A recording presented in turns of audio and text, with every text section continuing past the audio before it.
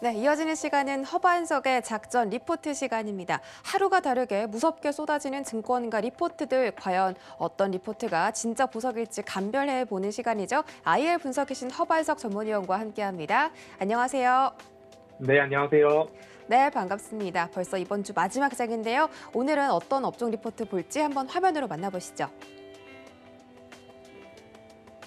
네, 이번 주는 리포트 리뷰 시간이죠. 이번 주 리포트 리뷰해보는 시간입니다. 전기전자 업종에 대해서 지속적으로 다뤄드렸습니다. 많은 종목들 언급해드렸는데 삼성전기도 있고 BH도 있고 LG전자도 있었죠. 이 종목들 과연 어떤 특징들이 있었는지 다시 한번 짚어주시기 바랄게요.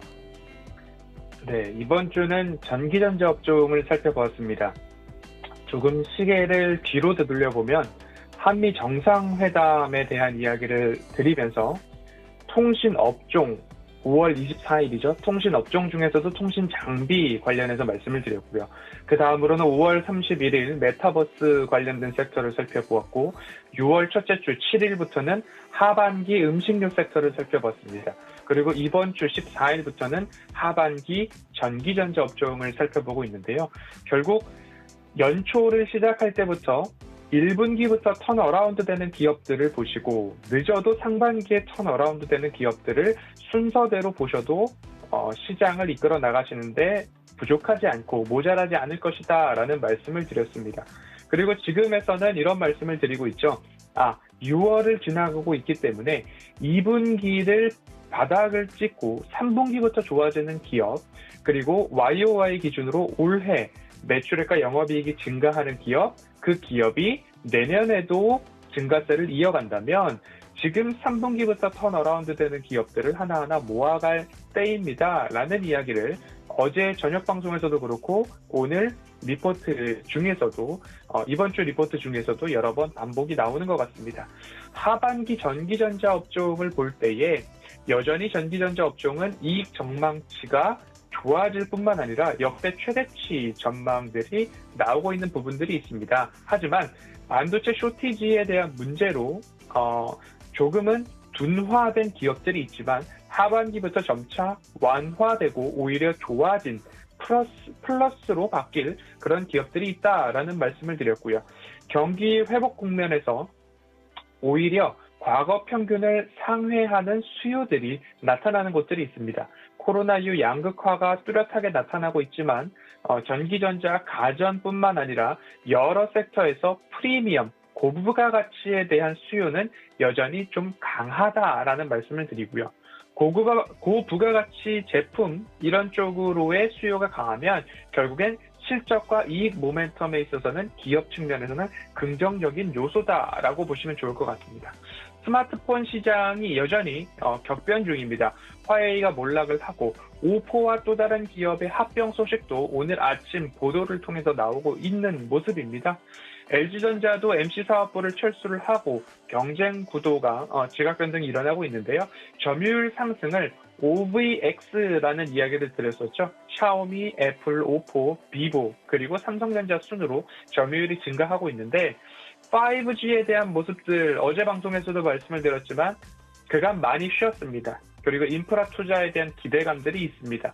트래픽 수준, 데이터량으로 본다면 4G LTE 수준의 80%까지 육박하고 있지만 통신 장비 쪽에서는 아직까지 30% 내외의 장비 보급률을 기록하고 있기 때문에 이 부분들은 좋아질 건데 언제부터 좋아지느냐에 대한 주목 그리고 포인트가 될 것 같습니다. 삼성전자의 서플라이 체인을 좀 보시자 말씀을 드렸고요. 앞으로 신제품들이 출시가 된다라고 한다면 그 관련된 섹터에서도 전기전자 업종에서는 조금 전망이 밝을 수 있겠다라는 말씀 드리겠습니다.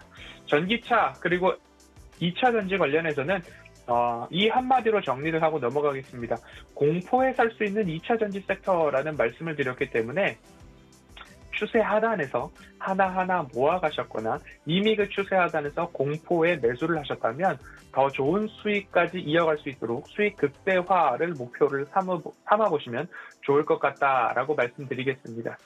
전기전자 업종의 핵심 키워드는 이연 수요, 코로나19로 인해서 지연됐던 납품이나 발주들이 이연 수요에 의해서 좋아질 수 있다. 생산 차질, 쇼티지 문제, 그리고 언택트에서 컨택트로의 전환, 그리고 수요 양극화, 고부가 가치, 프리미엄 제품 말씀드렸죠. 이쪽으로 집중을 해보시면 좋을 텐데, 뭐 스마트폰에서도 프리미엄 시장, TV 시장에서도 고사양화, 대형화, 그리고 가전에서도 웰빙 수요까지 증가하면서 백화점이나 전자제품 매장을 가시면 겉 표면부터 속 안까지 여전히 너무너무 좋아지고 있는 모습들 살펴볼 수 있을 것 같습니다. 전기차는 말씀을 드렸고요. 그래서 전기전자 업종을 통틀어서 투자 전략을 말씀드려본다면 양호한 실적 베이스는 기본으로 깔고 있어야 되고요. 해자를 지닌 기술력이 돋보이는 기업부터 보시면 좋을 것 같고요.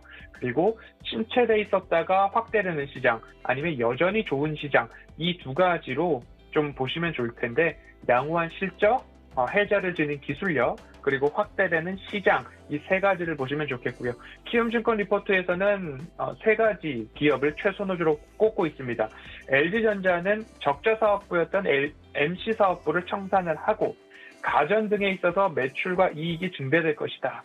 그리고 삼성전기는 양호한 실적 대비 MLCC 업황에 대한 우려가 너무 컸다.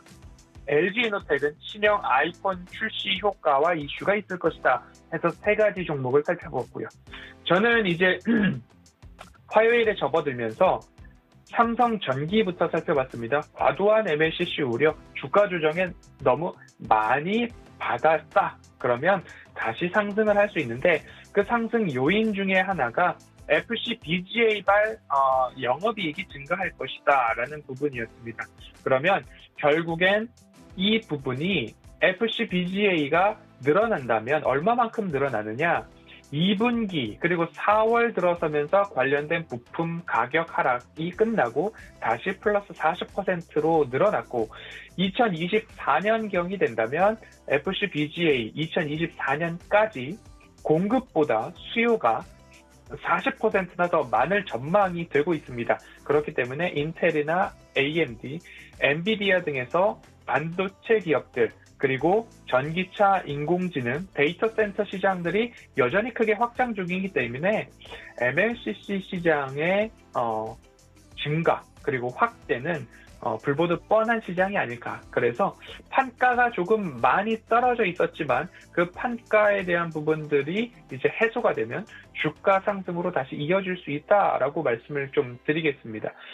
삼성전기에 대해서는 조정 시에 여전히 살 수 있는, 그리고 매력적인 기술력을 갖고 있는 기업이다라고 정리하고 넘어가 보도록 하겠습니다. 그리고 수요일에는 스튜디오에서 BH에 대해서 말씀을 드렸습니다. BH는 FPCB라고 하시면 되는데 플렉서블 PCB 기판이라고 말씀을 드렸습니다. 아주 작게는 TV 리모컨 안에도 PCB 기판, 초록 색깔 기판이 들어있고요.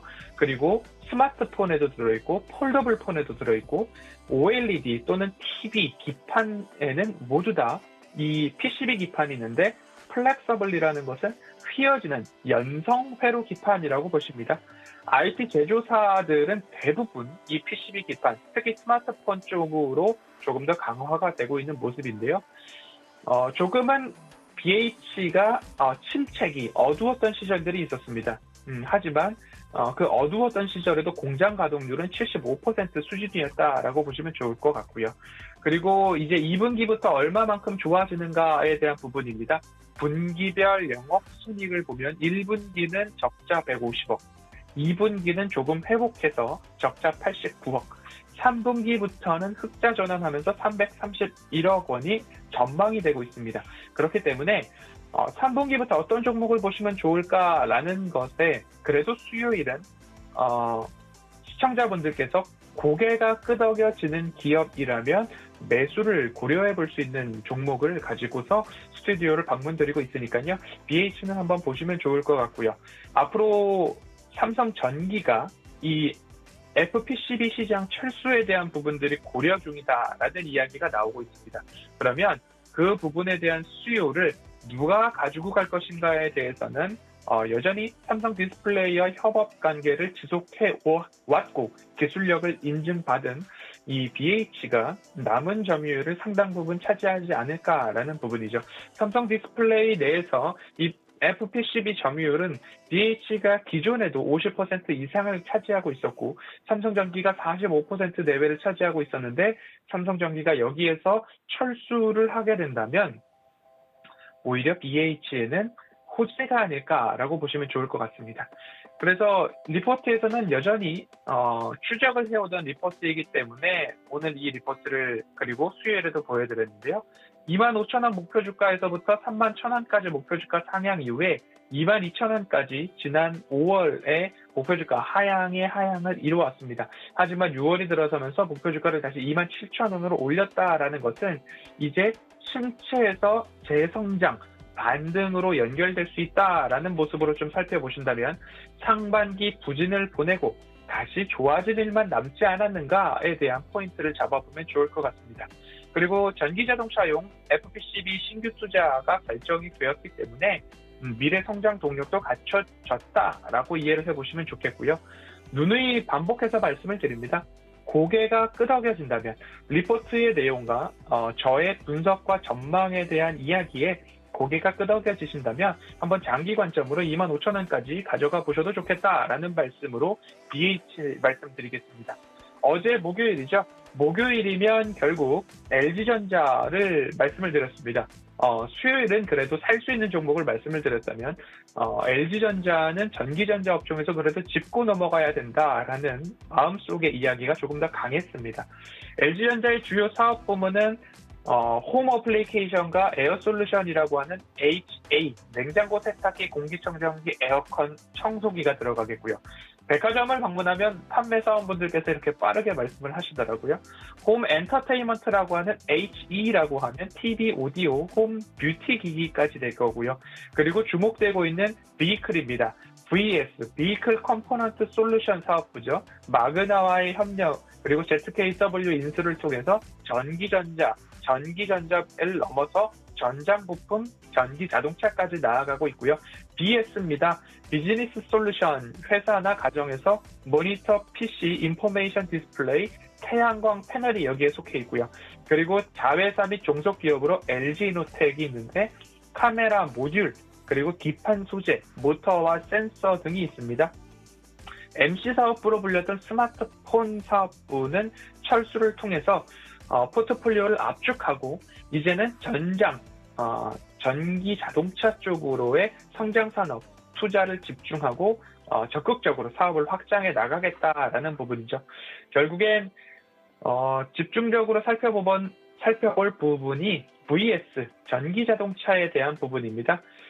그 부분들에 있어서 앞으로의 실적 개선이 이루어지고 앞으로 프리미엄 가전은 캐시카우 역할을 하고 미래 성장 동력으로는 VS, 전기 자동차 부분들이 조금 집중되지 않을까라고 말씀을 드려왔습니다. 그 부분을 조금만 더 살펴보면요. LG전자는 마그나와 협력을 통해서 매출액이 지난해 2,500억, 올해는 5천억, 그리고 내년에는 1조 원, 매년 2배씩 성장해 나가는 모습으로 성장이 기대되고 있고요. 그리고 마그나와의 협력사가 GM, BMW, 포드, PI, 크라이슬러, 다임러, 벤츠죠.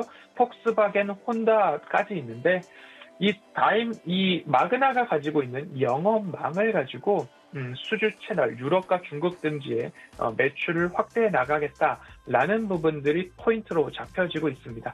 매출액과 영업이익은 여전히 좋아질 것이다 라는 이야기를 하고 있기 때문에 연간 영업이익으로 21년도는 4조 6천억 원, 22년도는 5조 2천억 원까지 증가할 전망이다 라고 좀 강하게 말씀을 드려왔습니다. 주가에 대한 리레이팅에 대한 부분입니다. 리레이팅, 재평가를 해야 된다는데 그 리레이팅에 대한 요소는 전기전자를 넘어서 전장부품 회사로 거듭날 수 있다. 라는 부분이었습니다.